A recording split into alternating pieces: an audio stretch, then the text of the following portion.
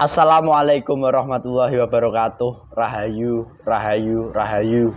Alhamdulillah para pemirsa dan juga para pemerhati dari channel Padepokan Gaul yang budiman. Semoga tetap diberikan kesehatan, tetap setia menyimak dari setiap konten-konten dari channel Padepokan Gaul.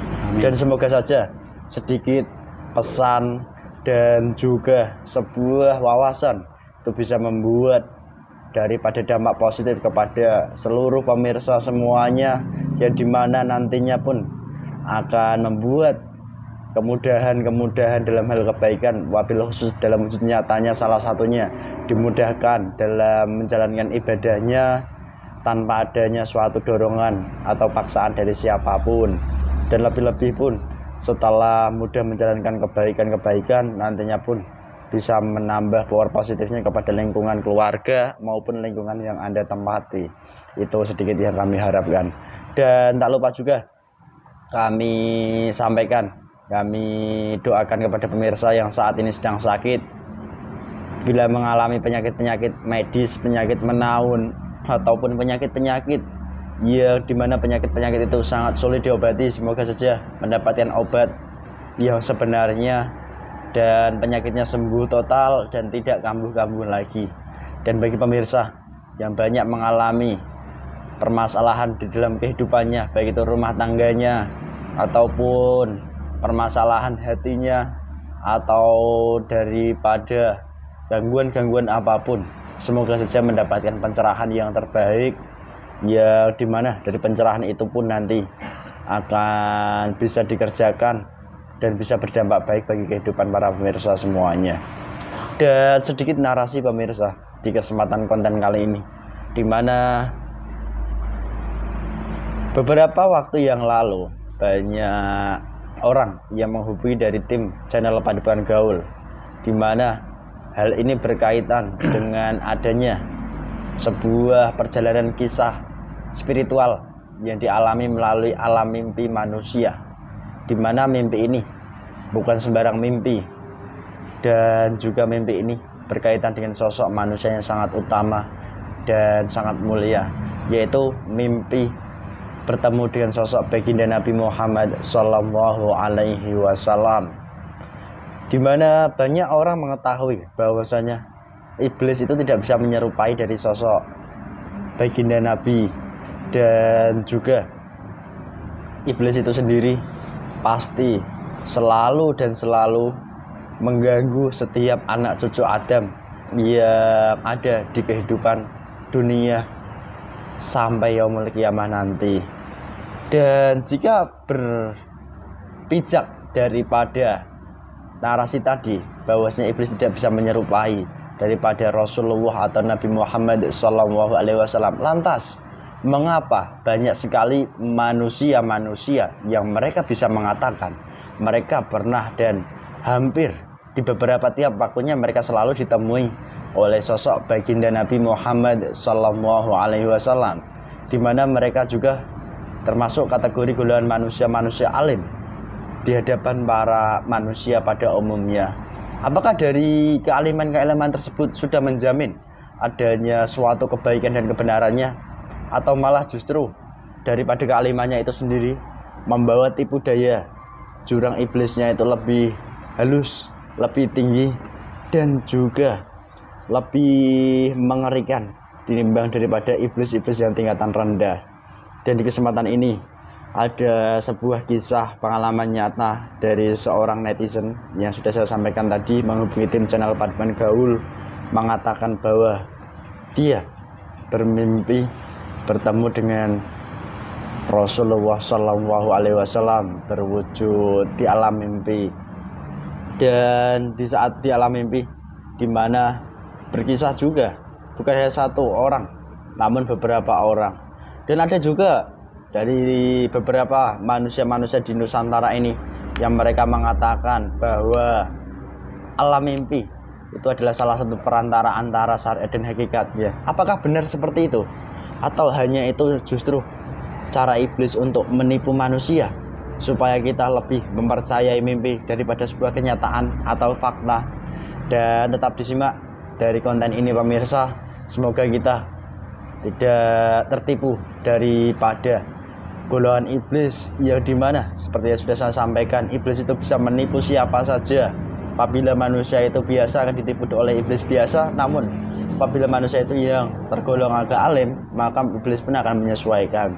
Dan di kesempatan ini kita akan coba menguak yang sebenarnya apa yang dialami di alam mimpinya, dan pesan apa yang bisa kita ambil mengenai daripada perihal mimpi ditemuannya daripada baginda Nabi Muhammad Sallallahu Alaihi Wasallam. Dan satu hal yang perlu saya sampaikan, pantaskah diri kita merasa bahwa kita itu sudah pantas ditemui oleh beliau baginda Nabi? Kalau dari kacamatanya secara auto begitu, mungkin nanti akan paham arahnya kemana. Dan alhamdulillah di kesempatan kali ini saya masih ditemani mediator teman saya, yaitu Mas Ahmad. Assalamualaikum Mas Ahmad. Waalaikumsalam Mas Ndis. Sehat Mas? Sehat Mas Ndis. Bukan Mas Ndis lagi. Apa? Apa tadi kemarin nemu? Liga. Ya itu boleh juga Mas. Kalau kamu Mas apa? Billy ya Mas Billy. Billy Bil Plonto. Oke. Sehat ya Mas? Sehat. Kamu tambah istimewa saja. Alhamdulillah Mas. Tambah ganteng, tambah iya lah. Tapi masih jomblo sayangnya. Sama Mas. Oh ya udah, jadi sampaikan terus. Sehat ya? Sehat. Oke pemirsa, mungkin itu sedikit narasinya. Mohon izin, mohon doanya disimak dari awal sampai akhir, dari tidak salah lirik, salah pandang ataupun salah persepsi, dan juga lebih-lebih tidak salah paham. Karena apa? Jika paham dengan sebenarnya pun nanti akan bisa diterima dengan mudah dan bisa menjadi sebuah penambah adanya iman Islam kita kepada Allah Subhanahu wa taala. Mungkin itu saja, mohon izin, mohon doanya, semoga diberikan kelancaran untuk semuanya. Amin.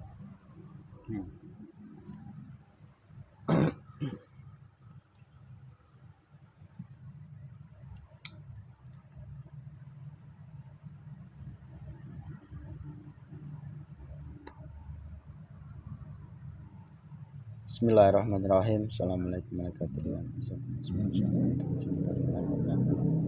Tolong dikat semua negatif yang tadi muncul di alam mimpi oleh foto ini. Sallallahu alaihi Muhammad. Bismillahirrahmanirrahim. Dengan izin keluar masuknya gaib dan berdampak apa-apa dengan mediator ini gaib yang masih belum bergaib yang asli sudah hancur menguap semua.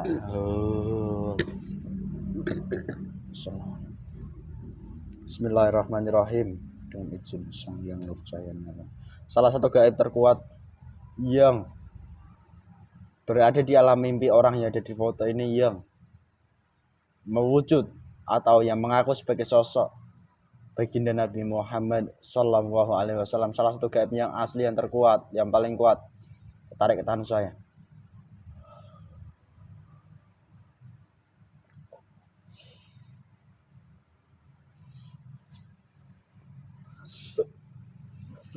Masih itu mediatornya salam semakin full,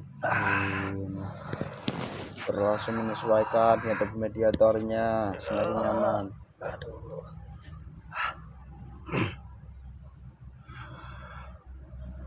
Dengan golongan apa? Malaikat. Malaikat apa? Malaikat pemberi wahyu. Menyampaikan wahyu. Malaikat Jibril. Ya. Otomatis Malaikat Jibril gak salam. Lupa saya. Otomatis ketahuan semua, langsung dibuka keduamu. Sallallahu. Ngajar.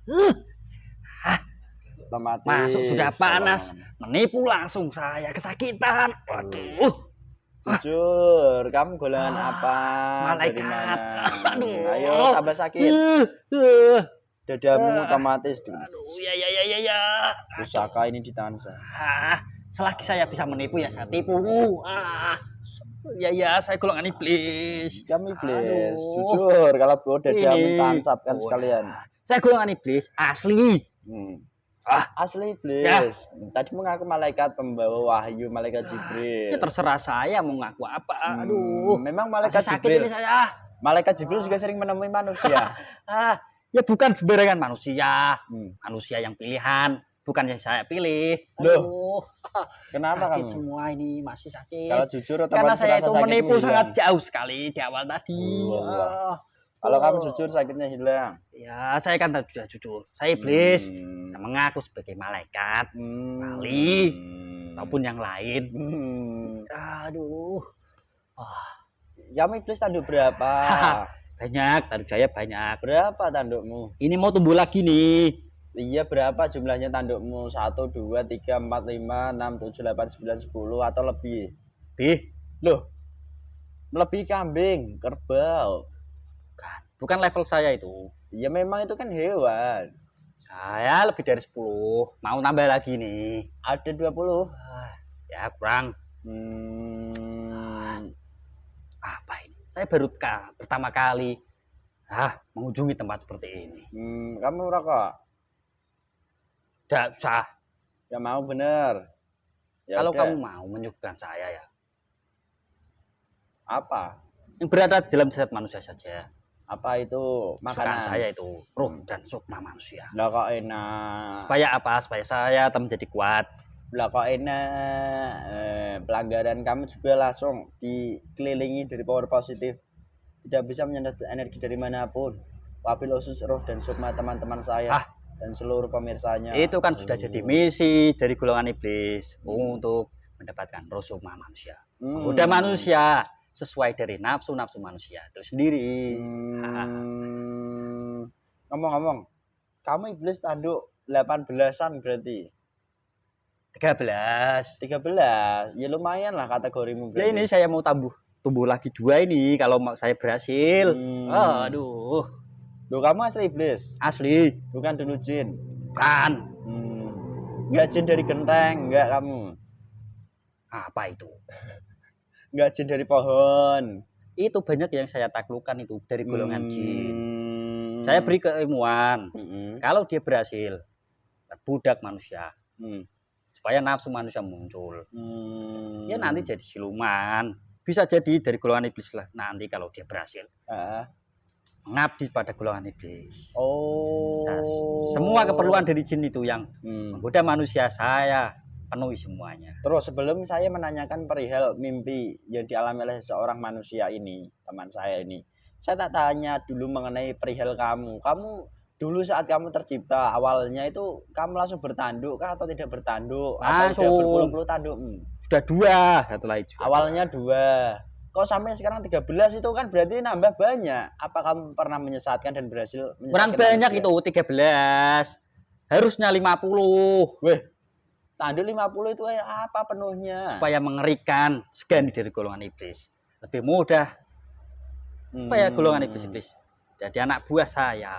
Astagfirullahaladzim. Kenapa saya bisa bertumbuh tanduk dari 2 ke 13? Saya berhasil menipu dari manusia itu sendiri. Loh.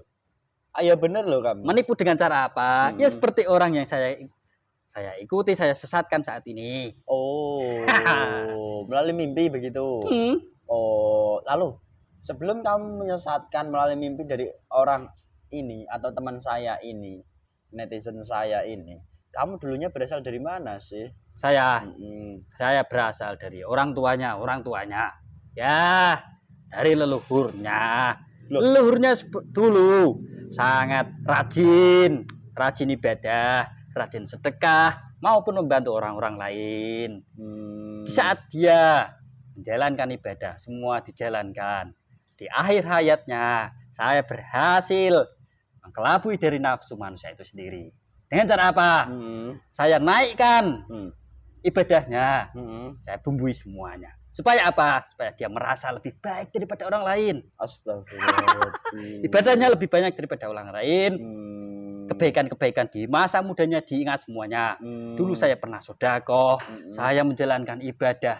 Pasti saya akan mati. Apa itu? Mati yang terakhir apa itu namanya? Syahid. Ya. Lalu akhirnya dari hal itu kamu menyesatkan leluhur. Ya.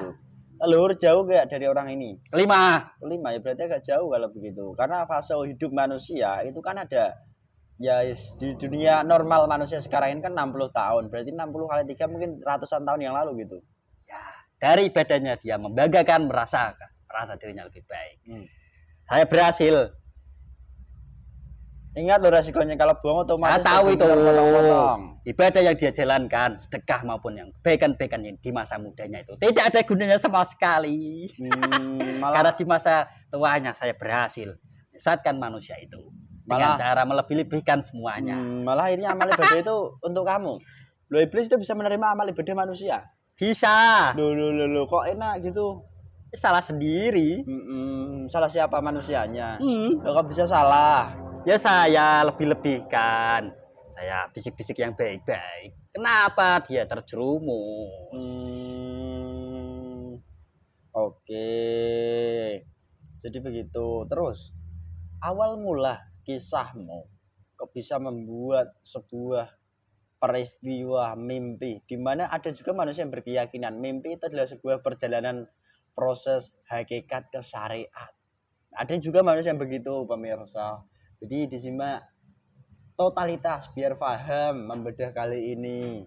Lalu manusia yang fanatik dengan mimpi itu kan punya orang ini saja kan banyak. Namun awal mulanya celah apa yang kamu lihat dan prosesmu itu membuat sampai mimpi seperti itu kayak apa? Tolong ceritakan.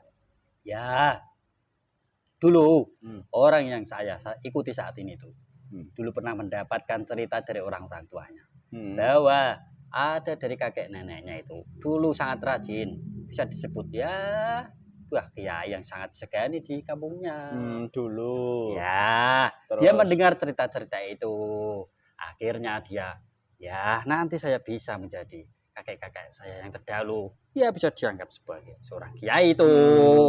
Namun padahal di dunia nyata dia itu biasa saja loh. Ya. Mau saya giring supaya dia menjalankan amalia-amalia yang sangat banyak. Belajar di sebuah tempat, nanti kamu akan segani karena dari ilmumu itu tadi. Terus dari situ kamu akhirnya bisa mewujud melalui mimpi tadi. Ya. Untuk mewujud di alam mimpi manusia, itu proses kejadiannya itu kayak apa? Karena saat manusia mimpi kan pasti tertidur. Sedangkan saat tertidur konon katanya roh itu ada yang keluar dari tubuh. Apakah roh itu yang kamu bawa? Kamu ajak keliling, kamu menyerupai Rasulullah tadi. Ya, tidak aja Rasulullah. Saya bawa ke tempat yang lebih-lebih, yang indah itu. Surga.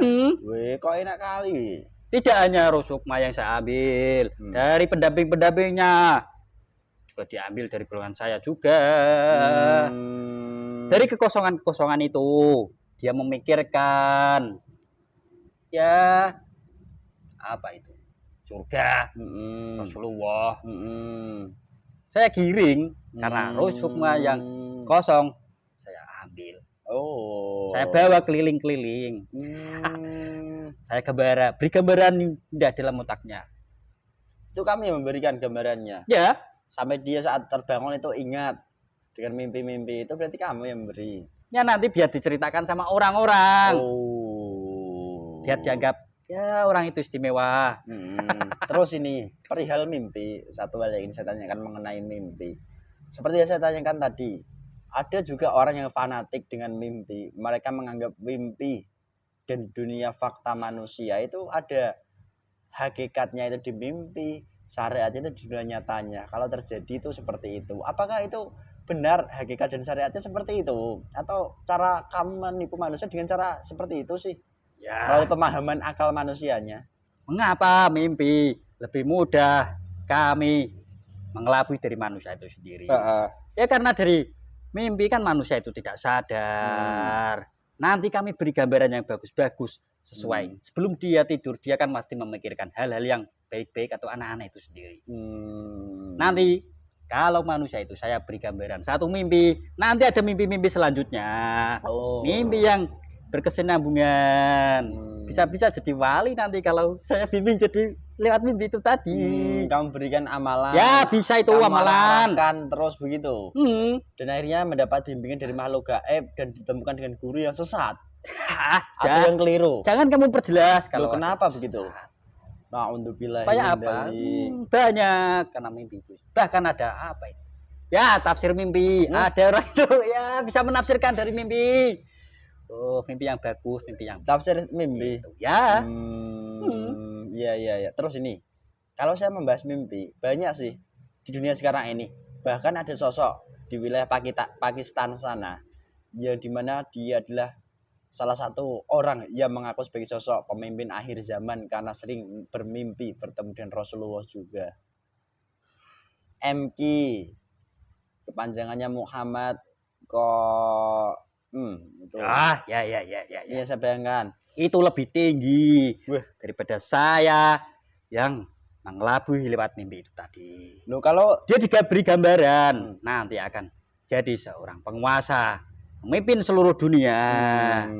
Ya karena dia percaya dari mimpi ke satu, pasti kalau dia percaya, iblis akan memberi mimpi-mimpi selanjutnya.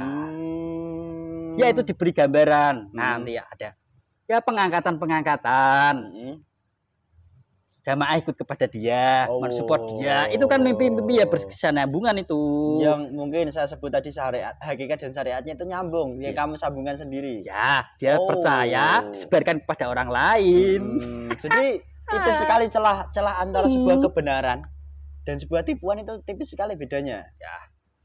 Mimpi tidak harus jelek-jelek, baik-baik kan bisa.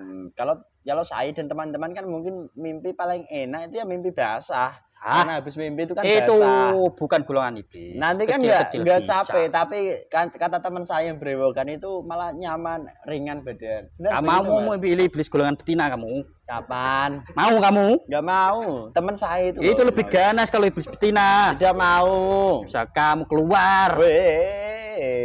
Kamu itu loh. Bisa berubah menjadi wanita yang sangat cantik.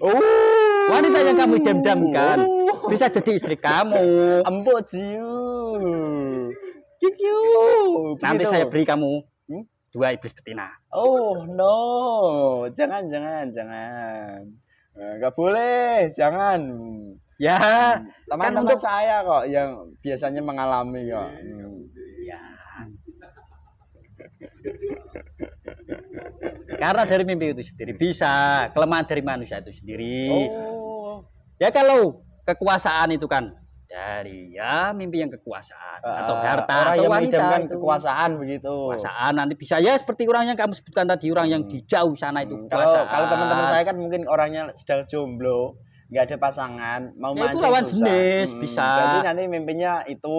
Ya, kelabui lewat mimpi, lewat jenis. Jadi sesuai berarti apa yang diharapkan oleh orangnya. Misal saya jomblo lah, tiba-tiba kamu memberi ini. Ada juga harta yang sangat besar. Harta amanah. Ya itu. Bisa itu. Semua mimpi itu. Terus ini satu hal yang agak menarik untuk saya kupas di kesempatan ini. Di Nusantara, kamu kan bertempat tinggal dalam jasad manusia dan juga tinggalnya orang tersebut di Nusantara. Jauh juga dari tempat ini, ya mungkin nggak sampai beribu-ribu kilo lah. Kenyataannya begini. Di Nusantara banyak orang yang mereka memproklamasikan diri atau menyampaikan kepada khalayak manusia lain bahwa dia adalah manusia yang alim, taat beribadah, dan juga masih memiliki hubungan darah dengan sosok beliau baginda Nabi, atau dianggap sebagai terah keturunan dari baginda Nabi yang dahulu kala dari sana pindah hijrah ke sini, atau yang disebut di dunia manusia itu sosok habaib. Nah, banyak sekali dari para mereka itu mengatakan sering dijumpai daripada kakek buyutnya. Ya, saya tahu itu. Apakah itu benar atau golongan kamu juga bisa menipu halnya seperti itu? Ya, tidak hanya bisa, bahkan saya menyerupai bisa. Menyerupai bukan yang asli, tapi wajah yang bagus, bersinar. Bukan yang asli. Yang asli itu tidak bisa diserupai. Ini duplikat saja. Jadi wajah yang bagus. Jadi orang menganggap nanti saat wabil khusus yang alim tadi menganggap yang menemui mereka itu adalah sosok baginda Nabi begitu. Ya, berbicara halus kata-katanya. Penuh dengan kata-kata bijak. Ingat loh resikonya kalau kamu berdusta loh. Iya, saya tahu itu. Otomatis tubuhmu terpotong-potong. Ada yang pernah bisa dia percaya kalau dia bertemu dengan Rasulullah. Terus Dia sampaikan kepada halayak umum pada para jamaah-jamaahnya. Itu tipuan. Astagfirullahaladzim. Tapi kenyataannya mereka ahli ibadah, alim, dan juga ahli ilmu lah. Dan juga gudangnya ilmu, konon katanya. Ya dari kealiman manusia itu sendiri kan. Iblis, golongan iblis menipunya juga alim. Gitu. Ada runtutannya. Nanti kalau dia di akhir hayatnya dia masih merasa lebih baik, ya seperti orang leluhurnya orang itu tadi, akan tidak selamatkan matinya itu, ibadahnya, semua yang dilakukan dalam perjalanan hidupnya tidak ada gunanya, tersiksa selamanya. Untuk budak golongan iblis. Astagfirullahaladzim. Kenapa? Kok jauh sekali begitu ya? Alim bukan jaminan terganggu dari golongan iblis. Justru kalau dia menganggap manusia alim, manusia baik, ya tanda tanya, kenapa dia kealiman, kebaikan diutarakan? Bukankah itu sifat perasa? Kamu loh yang mengatakan lo ya. Ya saya terpaksa karena banyak ini apa itu mengancam saya. Untuk berbicara jujur. Ya harus jujur pokoknya, sejujur-jujurnya. Ya kalau saya tidak di tempat ini, saya tidak mau. Seperti tadi, saya mengaku malaikat Jibril, pemberi wahyu. Terus, apakah di tempat-tempat lain, kan banyak orang yang bisa memasukkan makhluk gaib ke dalam tubuh seseorang. Tarik. Ya banyak. Komat-kamit baca mantra, wus, masuk tiba-tiba makhluk gaib. Apakah juga bisa menipu? Bisa, semua bisa. Cuma kan dilihat dulu, golongan apa yang membantu. Saya juga bisa memasukkan iblis betina ke dalam kamu, bisa. Jangan kamu masukkan, lah pelontoi kembali. Tidak, ini masih. Kamu kandungi dalam tubuh mediator teman saya, kasihan ini nanti bisa teman saya loh. Menyerupai bidadari ini. Dia kesleo. Bukan, yang sangat cantik. Kasihkan teman saya aja itu. Wanita yang kami idam-idamkan. Saya tidak mengidamkan. Ya ini kami bagi dengan teman-teman kamu ini. Tidak mau terkunci. Wah. Terus ini, saya agak mulai ke ranah serius lagi. Apakah dari mimpi-mimpi, kalau Anda menyebutkan mereka tidak pernah ditemui yang asli, lalu sosok baginda Nabi Muhammad yang asli, apakah sering menemui manusia-manusia di bumi ini? Dan juga bagaimana ciri manusia yang pernah ditemui, cirinya seperti apa? Tidak sering. Kalau ya ada sesuatu yang penting, sesuatu yang harus disampaikan, itu pasti mengabari orang yang ada keturunannya.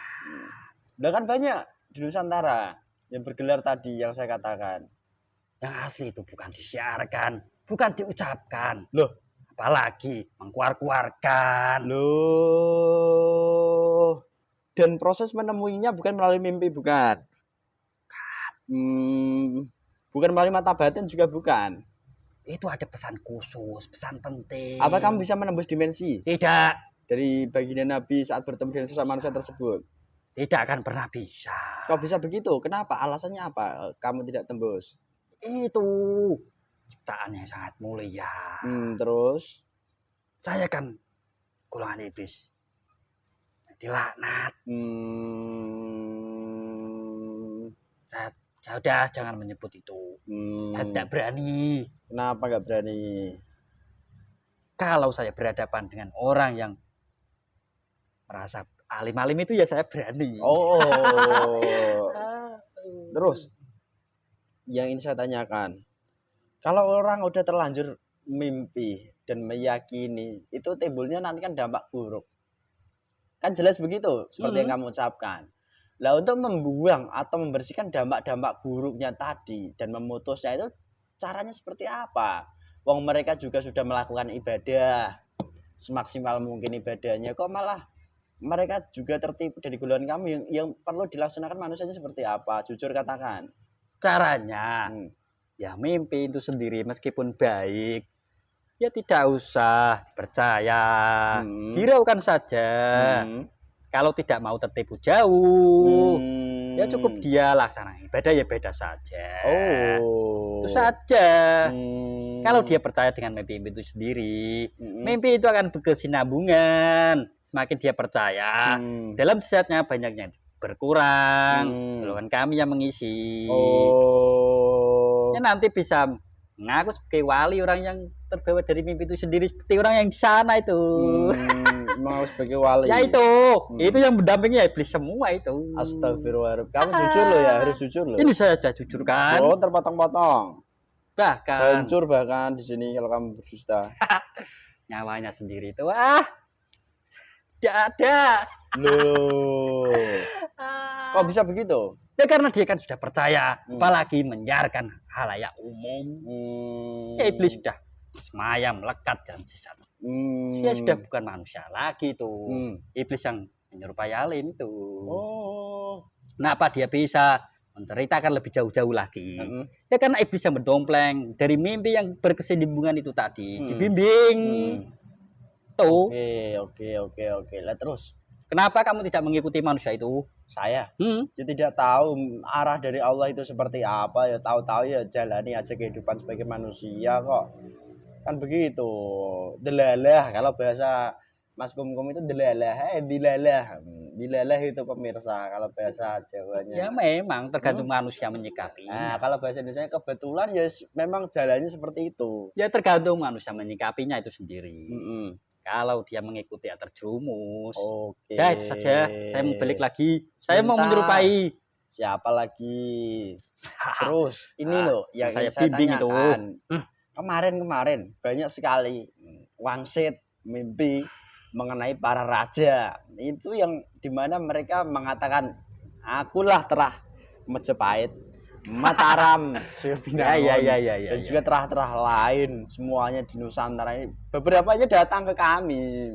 Loh, kami juga tahu apa-apa. Wong kami itu enggak merasa apa-apa. Wong kami hanya orang bodoh, toleh polo kok ditemui mereka. Apakah dari golongan kamu juga mengarahkan orang seperti itu? Ya. Dan kamu juga menipu seperti itu? Ya. Karena ya dia membangga-banggakan dari silsilah. Lalu kami giring supaya dia harus kekuasaan. Ya itu dari tadi mimpi-mimpi itu. Saya giring, nanti kamu bertemu dengan ini. Ini kakek buyutmu ini dulu seorang wali, kakek buyutmu dulu seorang raja. Ya itu nanti dia percaya, ya semakin dia akan mengakui inilah saya. Ya itu ya dia tidak manusia itu. Apa itu? Iblis yang sudah menguasai jasad manusia itu. Astagfirullahaladzim. Karena dia percaya mimpi itu sendiri. Ibadah tidak dijalankan, maksiat jalan terus. Mengaku sebagai raja, wali, waduh. Itu ya, wah palsu. Nggak bohong loh kamu. Enggak.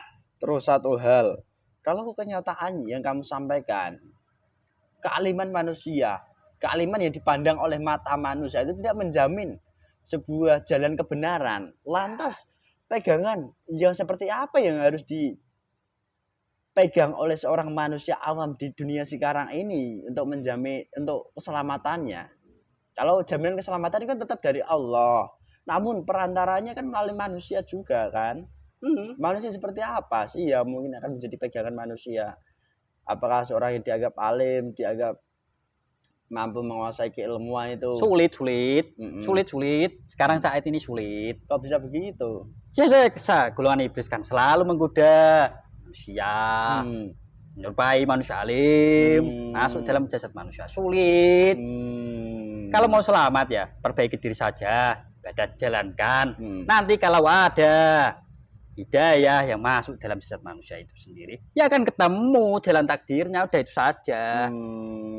Jadi nggak bisa direka-reka pakai akal, itu nggak bisa. Nah, kalau dia membanggakan ibadahnya, sedekahnya, apapun itu, nanti di akhir hayatnya golongan kami akan bumbu-bumbui merasa.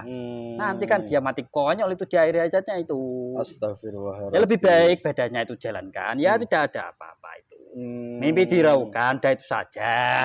Kalau ada hidayah yang masuk, jalan takdir yang masuk, ya itu manusia yang beruntung tuh. Jadi begitu ya ternyata. Akan ada orang yang guru yang mengajarkan pada manusia itu sendiri. Terus satu hal, jalan takdir manusia membedah daripada mimpi itu hakikatnya, kenyataan itu syariatnya, di mana beberapa manusia yang fanatik dengan mimpi, itu kan mereka juga menjalankan suatu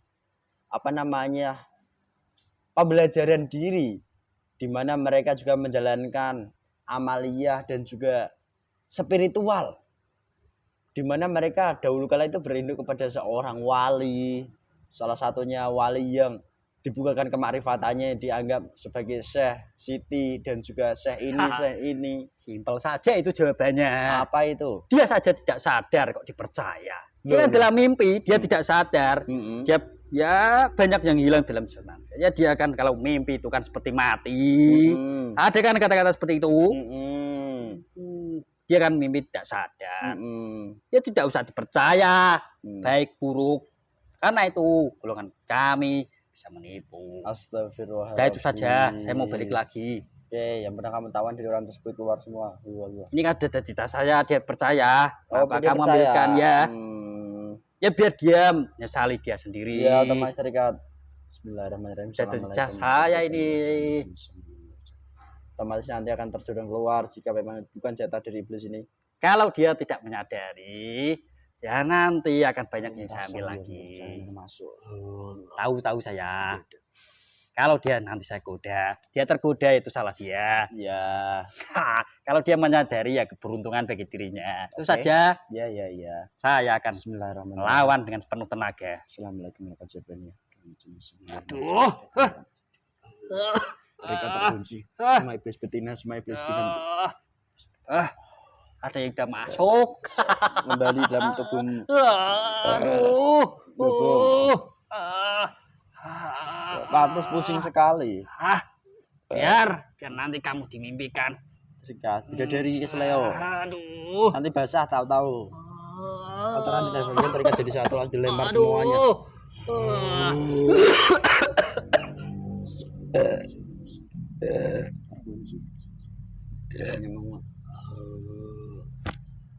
Udah mas. Dah.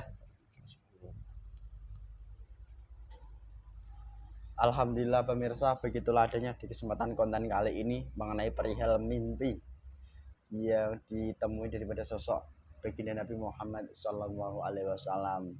Begitu pelik, begitu tipisnya perbedaan antara kebenaran dan juga tipuan. Semoga kita sebagai manusia bisa menyikapinya dengan bijak dan lebih-lebih pun dengan baik dan benar. Itu harapan kita. Dan semoga saja kita termasuk dari golongan umat manusia yang diselamatkan oleh Allah di kehidupan akhir zaman ini. Amin. Dan lebih-lebih dari konten ini pun bisa menjadi kaca bagi diri kami maupun para pemirsa untuk selalu berbenah diri agar tidak tertipu lebih halus dan lebih dalam seperti itu kisah kelamnya. Dari konten ini, jika banyak kekurangan kata, bahasa, ataupun kesopanan dan lain sebagainya, itu karena kebodohan kami sebagai manusia. Kami mohon maaf yang sebesar-besarnya. Dan apabila ada sebuah kebaikan, kebenaran, itu bukan dari kami datangnya. Semuanya tetap dari Allah Subhanahu wa Ta'ala. Cukup sekian dari kami. Wassalamualaikum warahmatullahi wabarakatuh. Rahayu, rahayu, rahayu.